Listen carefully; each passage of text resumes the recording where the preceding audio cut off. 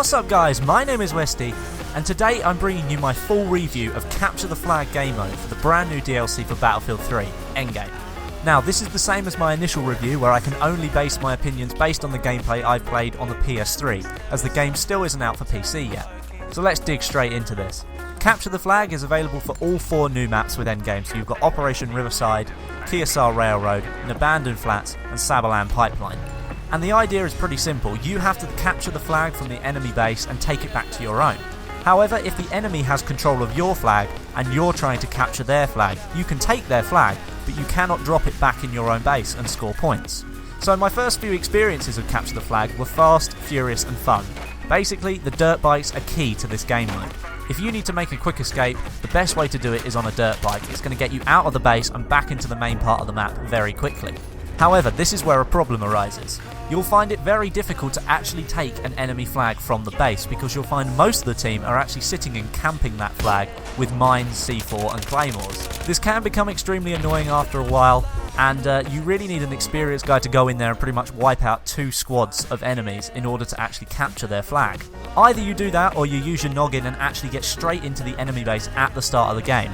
You'll find within the first 30 seconds people haven't really strategized very much, so you can find that you can swoop into the enemy base, take the flag, capture it, take it back to your own base and score the first point of the game. But as I've said, a lot of the enemies will sit in and camp their own base, and the same is true for your own players on your team as well. You'll find that many friendlies on your team will simply camp your own flag, which means when you go and try and attack the flag on the other side of the map, you'll find you have no support, which means that if you're going in on your own, you're more likely to be killed and then have to start the whole process again. So if you're playing on PS3 or Xbox, I advise you use comms and you have a set of teammates that are actually willing to try and help you and are trying to attack the flag as best they can. Either that or you strategize the other way around and you defend the base, but don't be a noob and sit there with C4, defend it with your gun.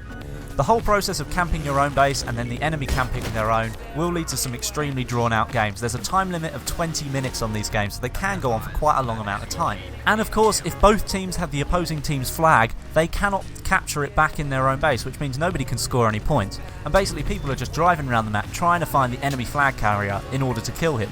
This can elongate games to a point where I'll find that I'm actually quitting because I've got bored of how long the enemy have had our flag for. And I suppose this brings me along to our next point.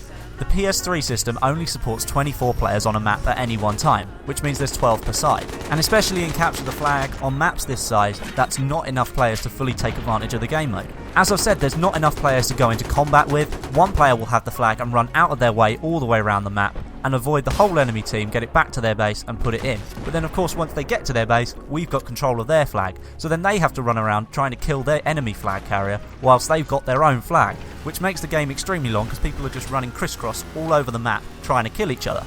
But when it comes down to it, I do have to say that Capture the Flag is a great addition to the Battlefield 3 game. If you like fast gameplay, one that packs a punch with explosives going off everywhere, then this is the game mode for you. I'd have to say the best map for Capture the Flag is Keosar Railroad.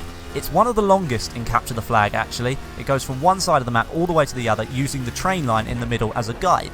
But it gives you access to the hills all the way up on the left hand side of the railroad, and it gives you access to the lower road and the beach down on the right hand side. There are loads of jump possibilities along the way as well, making for easy getaways from other dirt bikes and the new lightweight AA vehicles. And the flanking possibilities in this map are endless. You can easily get around the back of the enemy bases, take the flag and be out of there before they even know what's going on.